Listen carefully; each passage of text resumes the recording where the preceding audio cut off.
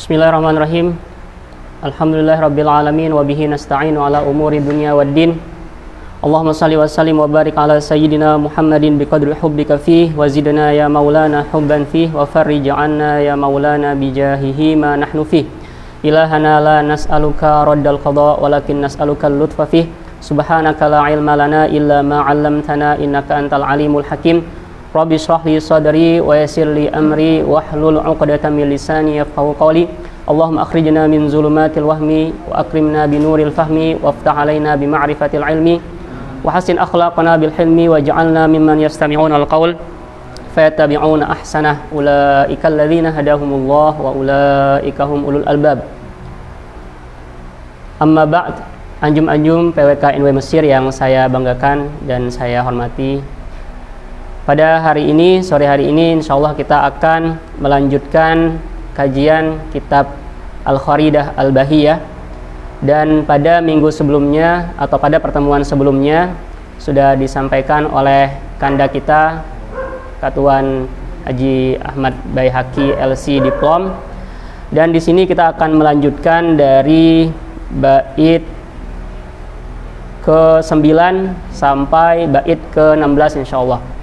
Qala an-nazimu rahimahullahu ta'ala, aqsamu hukmil aqli la mahalah hiyal wujubu thummal istihalah thummal jawazu thalithul ahkami fafham munihta ladzatal afhami wa wajibun syar'an 'alal mukallafi ma'rifatullahi al-'aliyyi fa'rifi ay ya'riful wajiba wal muhala ma'jaizin fi haqqihi ta'ala wa mithlu dha fi haqqi rasulillahi 'alaihi mutahiyatul ilahi fal wajibul aqliyu ma lam yaqbali al-intifa fi dhatihi fabtahili wal mustahilu ma lam yaqbali fi dhatihi ath-thubuta biddal awwali wa kullu amrin qabilin lil intifa walith-thubuti jaizun bila khafa.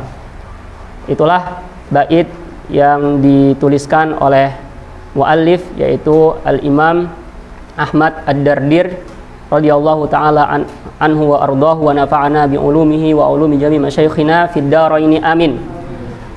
Insyaallah dalam beberapa menit ke depan kita akan menjelaskan apa makna daripada bait ini, di mana pada bait-bait ini merupakan pembahasan penting untuk menjadi modal bagi kita dalam memahami pembahasan-pembahasan yang akan datang.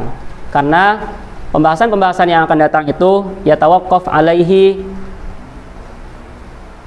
untuk pendalilan-pendalilannya itu akan banyak menghadapkan kita dengan pendalilan-pendalilan akal. Nah, di mana kita akan dibawa untuk menjalani proses tasdik, di mana tasdik itu kan idraku asy-syai' ma'al hukmi alaihi. Artinya kita mengetahui sesuatu itu, kita sebagai seorang mukmin meyakini apa yang kita yakini sebagai orang beriman dalam rukun iman kita, baik yang ilahiyat maupun yang nubuat maupun yang sam'iyat, itu bagaimana agar kita sampai pada derajat yakin, derajat al-id'an, derajat tasdiq. Nah, itulah makanya di sini apa yang dimaksudkan dengan hukum akal. Nah, pertama kita akan coba lihat di sini agar kita lebih memahami bahwasanya hukum-hukum itu min haitsu al-masdar, dilihat dari sumbernya, dari mana hukum itu berasal. Di sini oleh ulama dibagi menjadi secara garis besar ada dua, yaitu ada yang al-hukmu syar'i dan ada yang al-hukmu ghair asy-syar'i. Adapun yang al-hukmu asy-syar'i, pasti teman-teman yang jurusan syariah sudah hafal ta'rifnya. Ini ada pada pembahasan awal-awal di usul fiqh, yaitu apa? Khitabullah ta'ala al-muta'allaq bi af'ali al-mukallafin min haitsu al-iqtida' wa awit takhyir au al-wad', yaitu khitab Allah Subhanahu wa taala yang nanti akan berkaitan dengan orang-orang mukallaf, di mana nanti orang-orang mukallaf itu nanti akan kita temukan dalam syarahnya adalah orang yang apa? Ada 3 syarat orang mukallaf, yaitu yang pertama balik, kemudian berakal, yang ketiga apa? Balagot ilaihi ar-risalah, sampai kepadanya risalah. Ini berbeda nanti Ahlus Sunnah dengan Mu'tazilah misalnya, karena mereka melihat bahwa orang-orang yang tidak sampai kepada mereka risalah itu tetap menjadi orang yang mukallaf. Ala kulli hal, di sini khitab Allah SWT yang diarahkan kepada orang-orang mukallaf, di mana nanti akan berkaitan dengan baik iqtida, yaitu yang ada luzum di sana, kemudian ataupun at-takhir yang bisa memilih, ataupun yang al-wad'. Jadi nanti dari sini akan dibagi bahwa hukum syar'i itu dibagi menjadi dua, ada hukum taklifi, ada hukum wad'i. Nanti taklifi sebagaimana kita tahu ada ujub, ada nadab, ada apalagi karohah, ada tahrim, dan yang terakhir ada yang takhir, itu berarti mubah kan. Kemudian ada pun yang satu lagi apa? Hukum wad'i. Hukum wad'i itu ada 5 juga. Ada as-sihhah, ada fasad, artinya apakah amal yang kita lakukan itu sahih, sah, ataukah batal, ataukah fasad. Kemudian ada juga nanti as-sabab, misalnya kita ada as-sabab, ada as-syart, ada al-man'. Nah, jadi bagaimana agar suatu amalan kita itu terwujud keabsahannya, maka labudda an yatahaqqaq fihi asyurut wa antifa'u al-mani'. Nah itu, tapi di sini kita tidak akan membahas panjang lebar karena ranahnya bukan di sini. Yang kedua yaitu ada al-ghair asy-syar'iyyah. Yang pertama ada akal, ada al-adah. Jadi tadi kalau yang asy-syar'iyyah itu min haitsu al-masdar, dari masdarnya berarti kan berasal dari Allah. Itu asy-syari' adalah Allah. Nanti biwasitati dari perantara Rasulullah Shallallahu Alaihi Wasallam. Nah, sedangkan kalau yang kedua ini yang bukan syar'i, berarti hukum yang nanti akan diputuskan, akan disimpulkan oleh imma akal atau adah. Karena nanti akal akan menjadi bahasan pokok kita, maka kita perkenalkan dulu adah. Kita hanya memperkenalkan saja. Al-adah maksudnya adalah kita itsbatu amrin li amrin aw nafihi anhu min biwasitati at-taqrar bainahuma 'alal his. Jadi kita membuat kesimpulan suatu hukum, mengisbat dengan atau meniadakan suatu hukum itu dengan apa? Melalui at-taqrar. Artinya ada eksperimental. Kita sebagai manusia, kita kan punya his kan, al-hawasu al-khamsah, yaitu panca indera. Jadi melalui pandangan kita sehari-hari, apa yang kita lihat, kejadian-kejadian yang kita lihat sehari-hari, maka akan menyimpulkan sebuah hukum kalau nanti begini akan begini. Kan kita percaya adanya hukum kausalitas, sebab dan musabbab. Nah, itulah yang ditimbulkan oleh kebiasaan itu yang berdasarkan tangkapan panca indera eksperimental, tajribah, maka itulah yang disebut dengan al-hukmu al-adi. Misalnya apa? Kita melihat hubutu al-jismi minal a'la ilal asfal. Misalnya proses gravitasi, itu adalah hukum alam, hukum yang setiap orang-orang melakukan percobaan pasti akan terjadi kejatuhan dari atas sampai ke bawah, ya kan? Walaupun nanti perbedaan antara hukum adah dengan akal itu bisa jadi bisa, kalau al-adah ini bisa berhadapan dengan perubahan-perubahan daripada kesimpulan tersebut. Bisa saja akal kita membayangkan bahwa Ustaz Lukman jatuh dari bawah ke atas. Bisa saja akal seperti itu kan? Apel itu manis. Apel itu manis. Hah? Hukum adat. Nah, bisa jadi. Nanti ditambahkan aja ya. Kemudian ada juga an-naru muhriqah, yaitu api apa? Api membakar. Karena setiap hari kita menyalakan, kalau setiap hari, misalnya hari ini saya punya wala, punya korek api, saya bakar, maka terbakar. Maka besoknya lagi saya coba, maka saya akan memutuskan suatu hukum bahwa api itu membakar. Kemudian at-ta'amu yusbi', saya makan tiap hari, saya merasakan kenyang, berarti kita menghukumi bahwa akal itu mengenyangkan. Jadi ini kan mahkum alaih dan ada mahkum bihi, ada di tengah-tengahnya nisbah itu yang disebut dengan hukum, dan hukum itu berasal dari tabi'ah. Dan satu lagi contohnya, masih banyak contoh-contoh yang lain yang berdasarkan dari pengamatan. Contohnya misalnya matahari terbit dari timur ke barat kan, terbenam di barat. Itu apa? Hukum syar'i atau hukum akli atau hukum adi? Ada, karena bisa saja akal kita membayangkan suatu hari barat ke timur. Maka karena itulah misalnya ada pertanyaan, kenapa ketika kita ingat dalam surah Al-Baqarah ketika kisah Nabi Ibrahim berdebat dengan Raja Namrus, apa perkataan Nabi Ibrahim sehingga yang membuat Raja Namrus terskakmat? Alam tara illadzi haja Ibrahim fi rabbih an atahu Allahul mulk idz qala Ibrahimu Idz qala Ibrahim rabbiyalladzi yuhyi wa yumit. Qala ana uhyi wa umit. Terus apa katanya? Qala Ibrahimu fa innallaha ya'ti bisyamsi minal masyriqi fa'ti biha minal maghrib. Nah, karena memang secara adat memang berlaku seperti itu, akan tetapi secara akal tidak mungkin Nabi memerintahkan untuk memberikan tantangan sesuatu yang tidak bisa dibayangkan oleh akal. Kalau misalnya betul tidak bisa dibayangkan oleh akal, maka Raja Namrus bisa saja menjawabkan, kalau begitu suruh saja Tuhanmu, berdoa kepada Tuhanmu agar agar saya percaya bahwa Tuhanmu itu benar-benar Tuhan. Coba berdoa kepada Tuhanmu, kata Raja Namrus nih. Kalau misalnya itu bukan hukum adi, bisa saja menantang Nabi Ibrahim untuk berdoa kepada Tuhannya agar Tuhan menerbitkan matahari dari barat dan ke timur. Akan tapi karena di sini adalah hukum adi, maka tidak mungkin Raja Namrus untuk melanjutkan perdebatan dengan seperti itu. Nah, itu yang berdasarkan hukum adi. Akan tetapi perlu dicatat juga bahwa di sini bukan api, dalam kepercayaan kita Ahlussunnah wal Jamaah, bukan api yang membakar, bukan to'am yang mengenyangkan, akan tetapi Allah Subhanahu wa taala. Coba dilihat di bait ke-24 sampai 27. Sebelumnya, wa ta'tsiru laisa illa lil wahidil qahar jalla wa ala, bahwa takfir itu mengenyangkan, kemudian membakar atau melaparkan, itu semua tidak mungkin timbul kecuali dari Allah Subhanahu wa taala.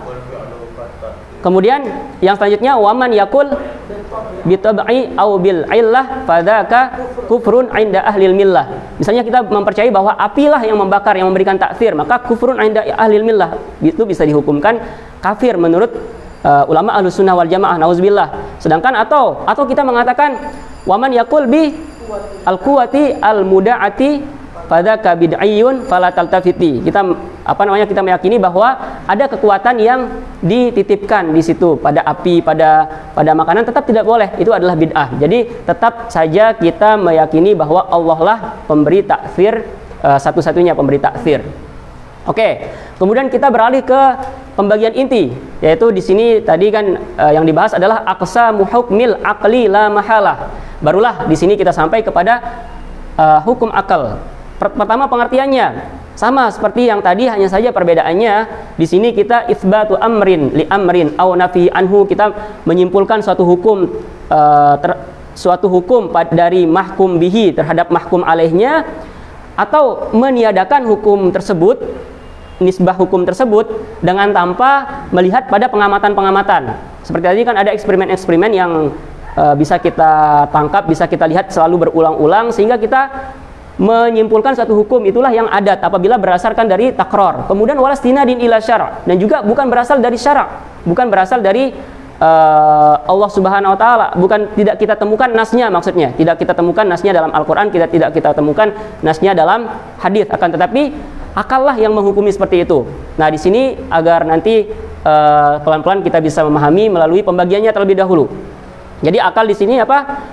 Hiyal wujubu. Berarti yang pertama adalah wajib, kemudian yang kedua walistihalah, sumal jawazu, berarti yang ketiga adalah al-jawaz. Jadi teman-teman harus hafal ta'rifnya. Al-wujub yaitu subut alladzi la yatasawwarul aqlu adamahu. Artinya sebuah hukum yang sudah tetap, yang sudah ada, dan tidak mungkin akal itu mentasawurkan, sekedar mentasawurkannya saja tidak bisa, kecuali orang gila yang mentasawurkan seperti itu. Artinya ketika seorang dibekali dengan akal salim, akal yang sehat, tidak mungkin bisa mentasawurkan bahwa adanya lawan daripada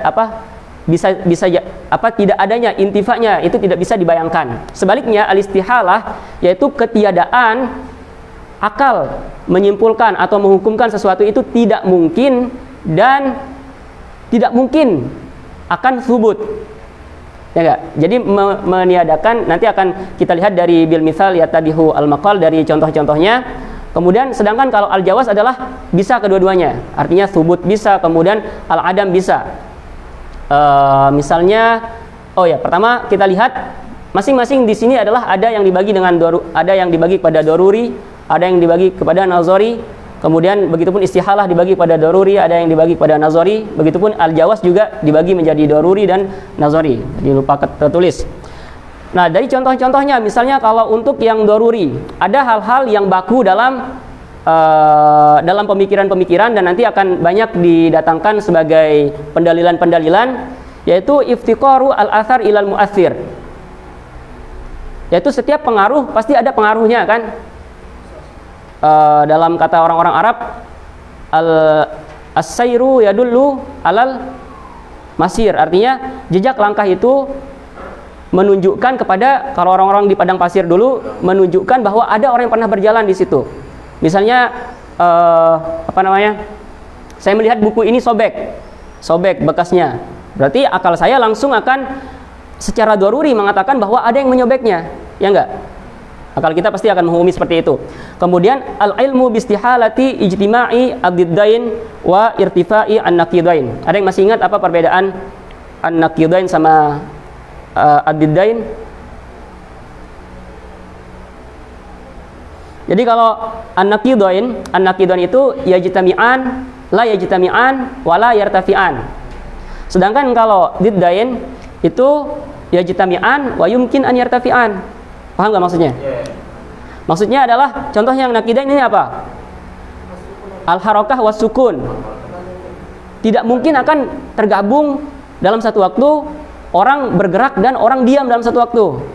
Bisa nggak akal kita membayangkan seperti itu? Dan tidak mungkin tidak kedua-duanya. Ima seseorang itu ima bergerak, ima diam, ya nggak? Bisa nggak kedua-duanya? Nggak. Kan nggak bisa kan? Al-harakah was sukun atau apalagi yang lain?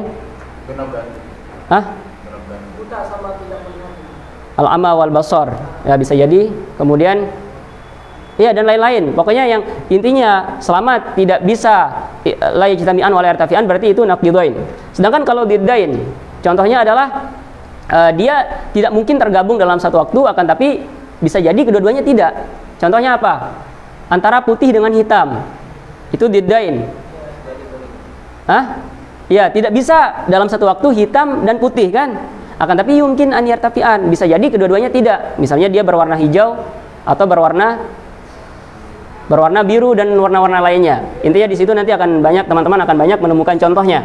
Nah, di situ ini adalah beberapa contoh yang hukum akal kita menetapkan bahwa dia itu hukumnya adalah bisa memutuskan hukumnya secara daruri. Kita tanpa perlu misalnya al-ithnani atau al-wahidu nisful ithnan. Satu itu adalah setengah daripada dua. Akal kita langsung bisa menghukumi seperti itu. Kemudian al-kul akbar minal juz, al-juz asghar minal kul, atau al-ab akbar minal aqdam minal ibn. Nah, hal-hal seperti itu yang secara daruri tanpa istilahnya lainnya al-badihi, secara badihi. Kemudian adapun yang bersifat nazari, jadi bersifat nazari itu nanti misalnya alam ini butuh kepada muhdits. Ketika kita mengatakan bahwa al-alam la budda lahu min muhdits, itu nazari apa daruri? Nazari, karena akan membutuhkan kepada pendalilan-pendalilan. Nah, bagaimana cara pendalilannya? Memang mungkin ada banyak cara-cara pendalilan, akan tapi yang nanti teman-teman bisa merujuk ke kitab Kubra al-Yaqiniyat. Di situ Syekh Al-Buti mengatakan bahwa ada beberapa muqaddimah istidlal penting yang nanti akan membawa kita kepada untuk menetapkan hukum apakah sesuatu itu wajib atau mustahil atau jawaz. Yang pertama ada yang disebut dengan butlan at-tarjih biduni al-murajjih. Maksudnya adalah nanti sebenarnya pembahasannya panjang ya. Kemudian begitupun nanti ada butlanul daur, kemudian ada butlanul tasalsul, kemudian ada qanunul ailiyah al-ghaiyah. Sebenarnya nanti akan ada pembahasannya sendiri-sendiri kalau nggak salah di kitab Kharidah Bahiyah ini. Nanti mungkin pemateri yang pengganti akan bisa menjelaskan. Akan tapi secara sederhananya yang butlanu at-tarjih bidunil murajjih itu maksudnya apa? Alam ini kan mungkin kita hukumi sebagai mungkin, dan itu daruri kita lihat secara musyahadah. Misalnya terjadi karena apa? Terjadi tagayyur. Dulu Ustaz Lukman yang dulunya kecil, sekarang besar, yang sekarang sudah punya jenggot, sudah punya kumis, tapi belum punya pasangan dan nanti akan punya pasangan. Itulah artinya tagayyur, ya enggak? Nah, arti tagayyur itulah yang akan tagayyur itu akan membawa kepada hudus, dan hudus itu akan membawa kepada imkan. Nah, jadi intinya alam ini itu adalah semua alam dengan elemen-elemen yang ada itu berarti kita sifati dengan dari hukum akal ini kita sifati dengan mungkin atau jaiz. Nah, jadi mungkin itu berarti yastawi al-kifatain di sini antara al-ijad dengan al-i'dam. Oke. Nah, awalnya kalau mungkin itu yang namanya mungkin sama. Misalnya kalau kita ibaratkan neraca ini 50 kilo, ini 50 kilo. Nah, sekarang bagaimana agar sehingga dulu kan Lukman nih masih pada Lauhil Mahfuz, masih perencanaan. Akan tapi belum ada di dunia. Nah, berarti hukumnya untuk ada ke dunia Ustaz Lukman ini apa? Mungkin kan? Nah, karena bisa sama-sama 50-50, sama 50-50 apakah diadakan atau tidak diadakan.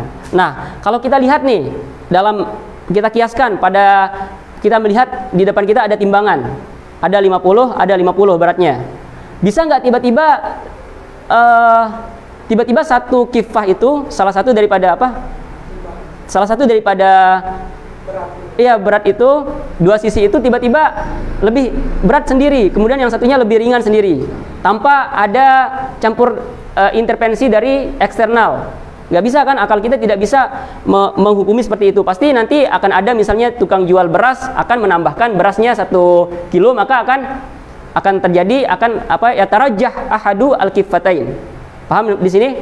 Nah, begitupun dalam ketika alam semesta ini, siapapun di antara kita dulunya ketika pada zaman Lauhil Mahfuz itu masih mungkin. Nah, bagaimana sampai bisa ada? Pasti ada pihak murajjih. Maksudnya di sini adalah berarti tidak mungkin terjadi tarjih tanpa ada murajjih.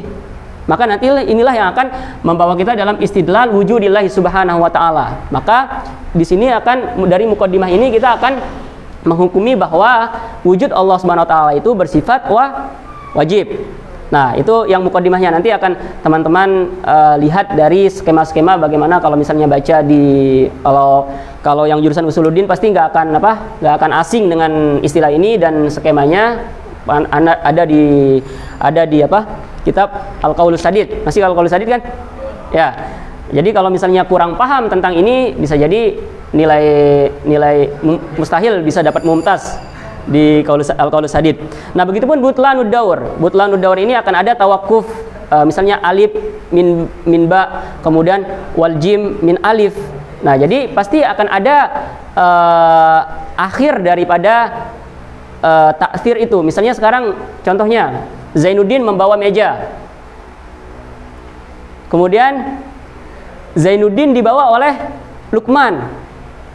Lukman dibawa oleh meja. Bisa nggak seperti itu? Padahal kan saya sudah membawa meja nih. Kemudian saya dibawa oleh Lukman. Kemudian meja itu membawa Lukman. Atau misalnya saya bawa laptop lah.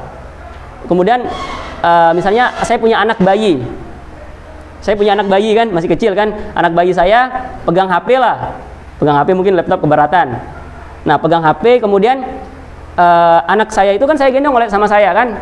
Nah, kemudian bisa nggak akal kita membayangkan saya digendong oleh HP ketika dalam saat yang sama? Nggak bisa kan? Nah, itulah maksudnya kira-kira daur seperti itu. Artinya nanti ini akan banyak digunakan oleh syubhat-syubhat mulhidin, atau mulhidin itu bahasa yang sekarang keren itu agnostik. Jadi misalnya dengar-dengar podcast, dengar-dengar stand up komedi yang misalnya mencoba mendatangkan hujah tentang bahwa Tuhan itu tidak ada, nggak akan jauh-jauh dari sini. Nggak akan jauh-jauh dari sini cara kita mengerot, cara kita mengcounter hujah mereka itu nggak akan jauh-jauh dengan butlanu tarjih biduni al-murajjih, butlanu daur, butlanu atas salsul, kemudian qanun al-illih al-ghaiyah. Adapun tasalsul itu ya misalnya kita mengatakan saya ada dari ibu saya, kemudian ibu saya ada dari kakek saya ada dari terusnya, atau misalnya akan sampai orang-orang yang mengatakan misalnya Darwinisme atau teori evolusi itu kan nanti kakek-kakek saya itu akan berasal dari karena mereka sudah nyerah, karena orang-orang mulhid ini sudah nyerah, makanya mereka coba membuat teori evolusi seperti itu. Katanya misalnya kita mengatakan bahwa sampai Nabi Adam itu pasti ada yang menciptakan, terhenti di situ pasti ada yang menciptakan, yaitu Allah Subhanahu wa taala al-muhdits. Akan tapi orang-orang yang mencoba mengusung teori evolusi itu mengatakan bahwa Adam ini nanti misalnya berasal dari kera, kemudian kera itu nanti berasal dari seleksi alam yang dulunya adalah satu elemen, satu sedikit, kemudian membesar. Nah, itu tetap semua kan tidak akan diterima oleh akal sehat kita, ya. Nah, jadi kira-kira itu untuk pembagian hukum. Ada hukum akli, wujub, istihalah, kemudian jawaz, dan kita semoga bisa teman-teman membayangkan di sini apa kedepannya thamarah, fawaid kita atau pembahasan ini, urgensi daripada pembahasan ini, ya. Ada pertanyaan sampai di sini? Nah, di sini kemudian saya ingin di sini mungkin agak luar penjelasan, akan tapi sebagai pengaplikasian daripada apa yang sudah kita perkenalkan daripada hukum ini, kan ada wajib, ada mustahil, ada jawaz. Kita pasti sudah dari sejak kecil diajarkan, ditalkin sama guru-guru kita, yaitu adanya sifat wajib bagi Allah Subhanahu wa taala, kan? Sifat wajib bagi Allah Subhanahu wa taala ada 20, atau bahkan ada yang mengatakan 12, ada yang mengatakan 50, bahkan ada yang mengatakan lebih dari itu. Artinya sifat-sifat bagi Allah Subhanahu wa taala itu ada sekian. Kemudian berarti dari sini pengaplikasian dari sini, makna daripada sifat wajib bagi Allah Subhanahu wa taala itu adalah bukan wajib syar'i. Bukan berarti kita mengharuskan bahwa Allah harus bersifat dengan sifat tersebut. Ya enggak? Berbeda dengan wajib yang kita tahu daripada yang merupakan bagian daripada hukum syar'i. Apa artinya kalau misalnya wajib hukum syar'i? Ma yuthabu ala fi'lihi wa yu'aqab ala tarkihi. Ini tidak mungkin berkaitan dengan Allah Subhanahu wa taala. Artinya ketika Allah Subhanahu wa taala melakukan sesuatu akan mendapatkan Allah, apakah Allah akan mendapatkan pahala, atau Allah ketika tidak melakukan sesuatu, tidak bersifat dengan sifat itu akan mendapatkan dosa? Siapa yang akan memberikan pahala atau dosa kepada Allah Subhanahu wa taala yang Maha Al-Qahhar? Tidak ada aqhar min Allah Subhanahu wa taala. Nah, jadi di sini iyakum, jangan sampai kita memahami ketika kita mendengar sifat wajib bagi Allah Subhanahu wa taala itu adalah apa yang kita pahami pada wajib. Misalnya sholat hukumnya wajib bagi kita, beda. Karena maksudnya di sini adalah berbeda, kadang berbeda tempat, berbeda makna daripada istilah yang kita sebutkan. Misalnya mufrad, mufrad dalam nahu beda arti mufrad. Dalam ketika kita belajar mantik beda lagi arti mufrad. Bahkan di nahu sendiri arti mufrad itu berbeda-beda. Di bab kalam beda, di bab munada beda, di bab apa lagi? Di bab khobar ada khobar mufrad, ada ghairu mufrad, kan? Apakah kita akan artikan khobar mufrad atau ghairu mufrad itu malaisa musannan wala jam', kan berbeda, kan? Yaitu kita artikan nanti malaisa jumlatan walaisa syabihan bil jumlah. Nah, begitupun di sini ini sebagai kaidah penting bagi kita, jangan sampai kita ini yang banyak disalahpahami juga, yang bisa melahirkan perdebatan-perdebatan. Nanti ada orang yang tiba-tiba mengatakan kepada kita, kenapa kalian mewajibkan pada Allah Subhanahu wa taala untuk bersifat seperti itu? Bukan maksudnya kita mewajibkan Allah Subhanahu wa taala untuk bersifat seperti itu, akan tapi akal kita itu tidak bisa membayangkan Allah sebagai Tuhan yang Maha Esa itu tidak bersifat dengan sifat-sifat itu. Nah, di sini saya ingin menjelaskan bagaimana ulama membuat jadi sifat 20, misalnya kita mengatakan bahwa ada sifat 20. Sifat 20 itu sebenarnya laisa lil hasar. Artinya bukan hanya 20, salah apabila kita mengatakan hanya 20. Apa dalilnya? Pertama kita bilang seperti ini. Misalnya ada yang menanyakan kepada kita, sifat Allah itu seperti apa sih? Atau bagaimana sifat Allah? Sebenarnya gampang jawabnya. Hanya 2 jumlah, hanya 2 kalimat jawabannya. Allah, hafal, Allah yattasifu bikullil kamalat wa yatanazzah an kulli nuqsan. Bagaimana? Allah yattasifu bikullil kamalat wa yatanazzah an kulli nuqsan. Allah bersifat dengan segala kesempurnaan. Kemudian wa yatanazzah an kulli nuqsan, dan tidak mungkin ada kekurangan pada zat Allah Subhanahu wa taala. Adapun apabila dipertanyakan kembali kesempurnaan Allah itu seperti apa, maka tidak mungkin ada satu makhluk pun yang bisa untuk memberikan inhisor atau memberikan hasar terhadap mencakupi, bisa membahasakan atau bisa menulis buku berjilid-jilid, atau sampai dunia ini pun, sampai seluas dunia ini pun tidak mungkin bisa menggambarkan bagaimana kesempurnaan Allah Subhanahu wa taala. Banyak dalilnya dalam Al-Qur'an, misalnya wala yuhituna bihi ilma. Artinya zat Allah ini, sifat Allah ini itu tidak mungkin bisa diliputi oleh apapun, oleh ilmu siapapun. Kemudian wama qadarullaha haqqa qadrih. Ada dalam Al-Qur'an. Ada orang yang mengaku Allah, ada yang orang yang mengaku mengenal Allah. Akan tetapi tetap saja pengenalan kita kepada Allah Subhanahu wa taala belum sampai tahap derajat haqqa al-qadar, haqqa al-ma'rifah. Tidak ada yang bisa mengiddia bahwa memberikan dakwah, mendatangkan klaim bahwa dia itu mengenal Allah SWT dengan betul-betul. Kemudian misalnya dalam akhir surat Al-Kahfi apa? Qul law kana al-bahru midadan li kalimati rabbi lanafidal bahru qabla an tanfada kalimatu rabbi walau ji'na bimithlihi madada. Atau qul law kana fil bahri syajaratun walau kana fil bahri min syajaratin aqlamun wal bahru yamudduhu min ba'di sab'atu abhurin ma nafidat kalimatullah. Artinya seandainya samudera, lautan itu semua menjadi tinta untuk menulis tentang sifat kesempurnaan Allah SWT, akan habis semua sampai kita tambah, tidak akan pernah habis kita berbicara tentang kesempurnaan Allah Subhanahu wa taala. Kita sebagai manusia saja, ulama Ahlus Sunnah wal Jamaah itu dengan kehebatan mereka, apalagi mereka, tentu mereka di bawah Nabi SAW sendiri mengakui hal itu. Dalam tadarru' beliau kita diajarkan ketika selesai melaksanakan sholat witir, kita berdoa, doanya apa? Allahumma inni a'udzubika min biridhaka min sakhatik wa a'udzubika min bimu'afatika min uqubatik subhanaka la uhsi thana'an 'alaika anta kama athnaita 'ala nafsik. Itulah maksudnya, subhanaka la uhsi sana'an 'alaika. Ya Allah, maha suci Engkau, saya tidak mungkin akan bisa menghitung bagaimana cara memuji, bagaimana membahasakan pujian-pujian tentang kesempurnaanmu. Nabi Shallallahu Alaihi Wasallam sendiri mengaku hal seperti itu. Maka disinilah ingin kita katakan bahwa sifat 20 ini bukanlah hasar, bukanlah hanya itu saja sifat Allah SWT, akan tapi dibahasakan oleh ulama itu sebagai mu'abbir saja, sebagai untuk mewakili daripada seluruh kesempurnaan Allah dan untuk mewakili daripada untuk meniadakan nuksan Allah Subhanahu wa taala. Nah, itulah daur ulama. Nanti daur ulama inilah yang mereka hanya melakukan sifatnya bukan hasar, akan tapi taqnin wa at-tasnif. Daur apa? At-taqnin wa at-tasnif. Nanti dibagi misalnya sifat itu menjadi nafsiyah, kemudian menjadi salbiyah, kemudian ma'ani, kemudian maknawi. Semua sifat-sifat itu bisa didatangkan dalilnya dengan akal.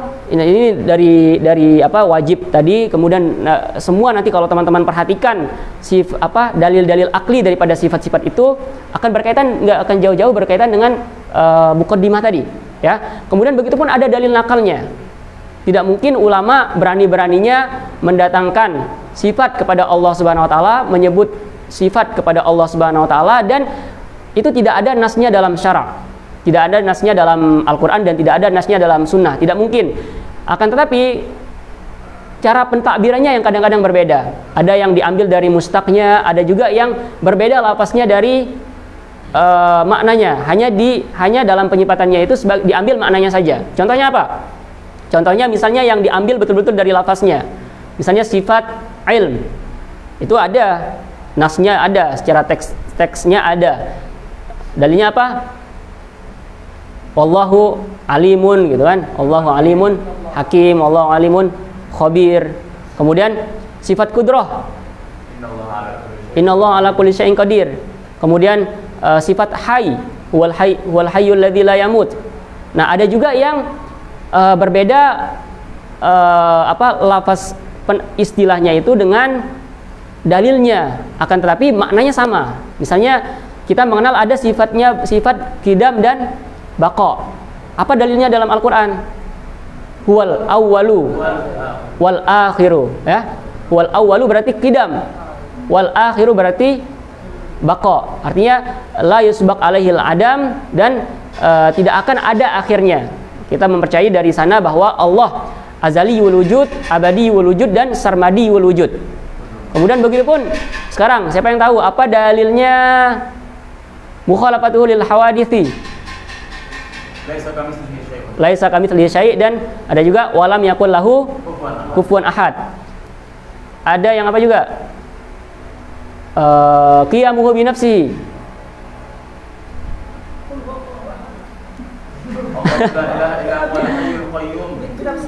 Apa?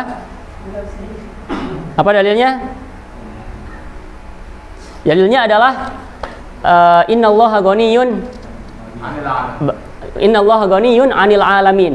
Berarti Allah tidak butuh terhadap alam. Berarti artinya apa?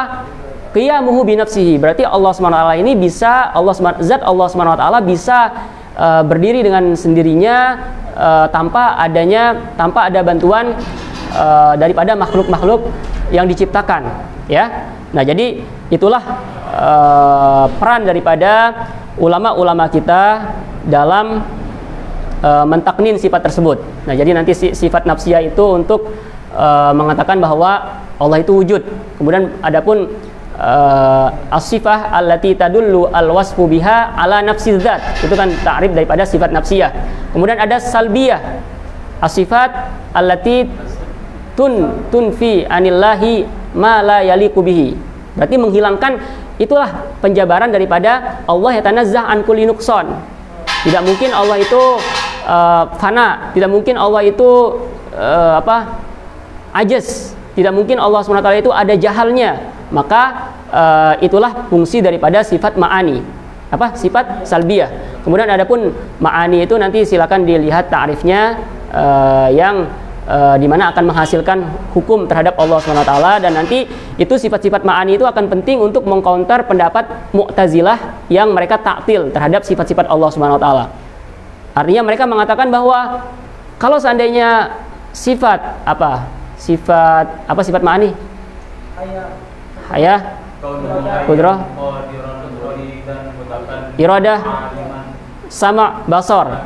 Nah, kalau seandainya ada sifat-sifat itu, berarti ada ta'addud dong, ada ta'addud pada zat Allah SWT, beda zatnya, beda sifatnya. Nah, itu Mu'tazilah itu mengatakan seperti itu, sehingga mereka menafikan adanya sifat-sifat ma'ani. Dan silakan nanti teman-teman ketika sampai ke jadwal pematerinya ditanyakan apa rod daripada Ahlus Sunnah wal Jamaah ketika Mu'tazilah mengintifa sifat-sifat ma'ani. Karena kalau sifat nafsiyah itu kan berdiri dengan sendirinya kan. Berarti zat Allah dengan wujud itu ya sama, itu saja. Al-Qaim bidzat. Sedangkan kalau yang salbiyah itu memang untuk meniadakan sifatnya, untuk meniadakan yang tidak ada saja untuk salbiyah. Tapi yang dipermasalahkan oleh Mu'tazilah adalah yang pada sifat ma'ani saja. Oke, nanti akan ada pembahasan khususnya terkait penjabaran sifat-sifat tersebut. Akan tapi ini untuk pengaplikasian saja bagaimana pentingnya, urgensinya pembahasan aqsamu hukmil aqli ini untuk kedepannya. Silakan Ustadz Lukman dibaca untuk kita mendapatkan barokah daripada guru kita, Syekh Hasan Muhammad Al-Masyaq. Qala rahimahullah ta'ala. Halaman berapa? Syarahnya?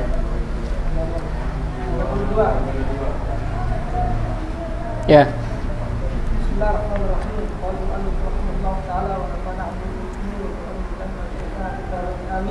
Amin. Bismillahirrahmanirrahim. Aqsamu hukmil aqli la mahala min al-wujub thumma al-istihala thumma al-jawaz bisalil aqsami faqam munih talabbat al-afham. Aqsam hukmil aqli thalathatun wa huwa khabarun mahdhufun li aqsam yadullu ala. Halaman berapa? Saya belum ketemu. Oh, 32. Malis. Ya. Bismillah. Aqsam hukmil aqli thalathatun wa huwa khabarun mahdhuf li aqsam yadullu ala. Nah, salah apa yang mahzub? Salasah. Jadi hanya ada mubtada'nya saja, tapi khabarnya mana? Salasah ya. Itu disebutkan oleh syarih dan tidak tersebutkan pada nazam. Selanjutnya, la mahala bi fathil mim ay la hilata wa lam tikad min kauniha thalatha al-wujub wal istihalah wal jawaz la aqall wal akthar. Jadi sering kita dengar misalnya la tsani la tsalitsalahu atau tsalits la rabi'alahu, dan inilah di sini berarti di sini yang disebut dengan wajhul ada al-hasar di sini. 3 saja, tidak ada nanti hasar itu imma ditentukan oleh istiqra, imma ditentukan oleh akal, imma ditentukan oleh syara. Sepertinya ini ditentukan oleh akal. Selanjutnya. Sudah jelas ya? Sudah. Selanjutnya.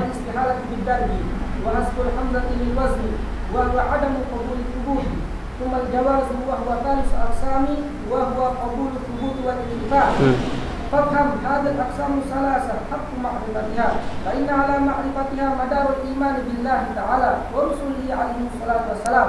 Nah, ini juga akan bermanfaat tidak hanya untuk pembahasan ilahiyat, juga akan pembahasan an-nubuwat. Jadi sangat-sangat penting pembahasan ini dihafal, ta'rifannya, kemudian contoh-contohnya dan bagaimana samarahnya. Maka teman-teman nanti apabila ada yang belum jelas harus ditanyakan, bisa ditanyakan agar kita selesai dengan pembahasan ini betul-betul paham untuk bisa memahami pembahasan-pembahasan yang akan datang. Selanjutnya. Walaysa al-khitab muradan bihi muayyanan bal huwa muwajjahun li kulli ma yata'atta minhu al-fahm wal madar wal mu'awwal 'alayhi wal fahm haqqan wa huwa al-fahmu 'ala Allah 'azza wa jalla. Nas'alullaha ta'ala an yarzuqana dhalika bimannihi wa karamihi. Walidhalika qala an-nazim rahimahullahu ta'ala munihta بالبناء المفعول أي أعطيت لذة أي حلاوة الأفهام بفتح الحمزة جمع الفهم أما بالكسرة فهو التفهم وليس هنا بمراد فمن تذوق العلم الشريف وأعطي حلاوة العلوم والمعارف فقد أعطي خير الدنيا والآخرة وهذا إنما يكون عن تلقي العلم من أهله العارفين به والقيام بحفظه والإخلاص في طلبه فإن عمل بما علم ورثه الله علم ما لم يكن يعلمه والإخلاص هو سر بين العبد وربه لا يطلع عليه ملك فيكتبه ولا شيطان. Ini kalam jamil dan sudah jelas ya. Ini betul-betul penting bagi kita sebagai thalibul ilmi, bagaimana bahwa pemahaman itu tidak bisa tertandingi nikmat memahami sesuatu itu daripada nikmat-nikmat material. Bahkan di sini dikatakan bahwa ketika kita betul-betul bisa memahami suatu masalah, terutama yang berkaitan dengan akidah kita, sehingga kita merasakan halawatul iman, itu tidak bisa terbayarkan oleh dunia dan seisinya. Dan kita akan, ketika kita sampai pada tahap itu, maka kita akan mendapatkan kebaikan dunia dan akhirat. Dan bagaimana agar kita bisa mendapatkan itu, bisa mendapatkan ladzatul afham, yaitu dengan cara talaqqil ilmi min ahli al-arifin nabih. Kita cari guru-guru yang betul-betul al-jami' baina asy-syari'ah wal haqiqah. Kemudian wal qiyam bihifzihi wal ikhlasi fi talabi. Dan inilah yang selalu diwasiatkan oleh Maulana Syekh, bagaimana agar pandai-pandai mencari guru. Kemudian wal qiyam bihifzihi wal ikhlasi fi talabi. Dan kita juga agar ada usaha ekstra kita dalam menghafal. Nanti teman-teman, ini sebagai motivasi, semoga teman-teman bisa menghafal nazam yang ada di sini ketika khotam sudah hafal semua ya. Kemudian ikhlas dalam mencarinya. Kita bukan mencari agar nanti saya dapat kerja yang mapan atau sering mendapatkan undangan ngisi-ngisi ceramah-ceramah, atau sering bisa menang berdebat, atau saya bisa berpengaruh di desa saya, bisa mengalahkan pengaruh si fulan. Nah itu untuk lihat lubal jah wa yumari bihi sufaha, itu adalah niat yang tercela daripada penuntut ilmu. Kemudian kuncinya adalah apa yang kita ketahui, sedikit yang kita ketahui ini diamalkan, karena dengan itulah akan Allah SWT berikan terus-menerus tambahan ilmu, sebagaimana sabda Rasulullah SAW, man amila bima alim warathahu Allahu ilma ma lam ya'lam.